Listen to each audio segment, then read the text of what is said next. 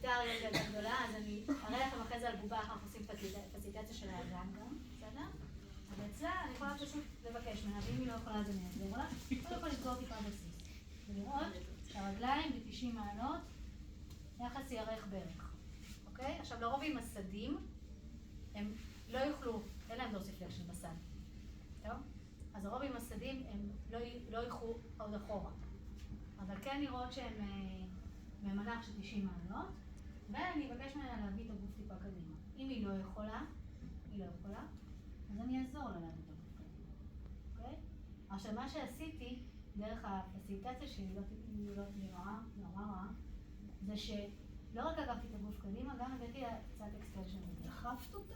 לא, אבל לא דחפת. לא, לקחתי משקל. כן, אנחנו לא דוחפים. אנחנו לא דוחפים, לא מושכים. אוקיי? וכמובן אני פה מדברת עליכם, ואני אומרת לה, בואי, אנחנו הולכות לרקום עכשיו, בואי נלך, ניקח ספר, ניקח סיפור, אוקיי? או ניקח שטוף ידיים, או whatever. למה היא הולכת לקום? אז אנחנו נביא את הגוף קדימה, אני לבוא לכם לקום, עברת משקל קדימה וכלפי מעלה. ואז בסוף אני רוצה לוודא שהיא באמת באמצע זיז התמיכה שלו. אוקיי? בכלל משקל לפה כשהיא לא אחורה מדי, ואז היא תפול, או קדימה. לא? אני אומרת לה, הכל בסדר? ורק אם הכל בסדר, ואני יודעת שהיא יודעת לעמוד, אז אני אעזור. בסדר? או לחילופין, יהיה פה הליכון והיא תתחיל ללכת. עכשיו אתם רואים שאני יכולה לעשות את זה מהגב, אני יכולה לעשות את זה גם מהידיים, כמו שעשיתם בצורה מסוימת. אני יכולה מהידיים לאסוף את הידיים, ומפה להביא אותה לעמידה.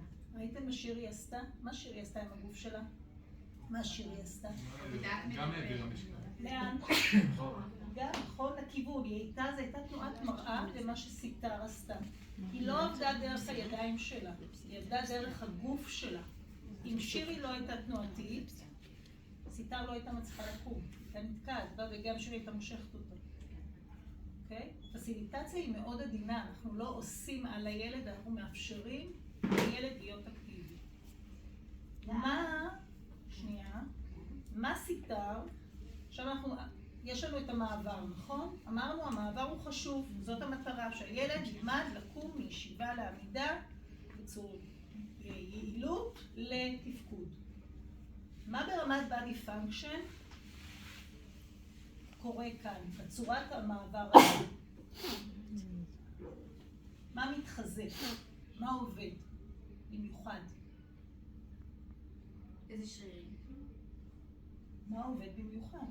יש גב. גב, אבל מה? אקסטנשן של ירך של כתף? קוואד. נכון? קוואד כנגד ההמסטרינגס, חייב. נכון? למה אני אומרת לכם את זה? חוץ מהתנועתיות שאמרנו שצריכה להיות בכף הרגל וכל זה, כי מעבר לזה, עם ילדים גדולים שמבינים וכבר אפשר לעשות איתם תרגילים, כתרגילים, זה יופי של תרגיל לעשות איתם. לעמד, להתיישב, בצורה שהם לא רגילים אליה. בסדרות של 10, זה חיזוק שרירים משמעותי.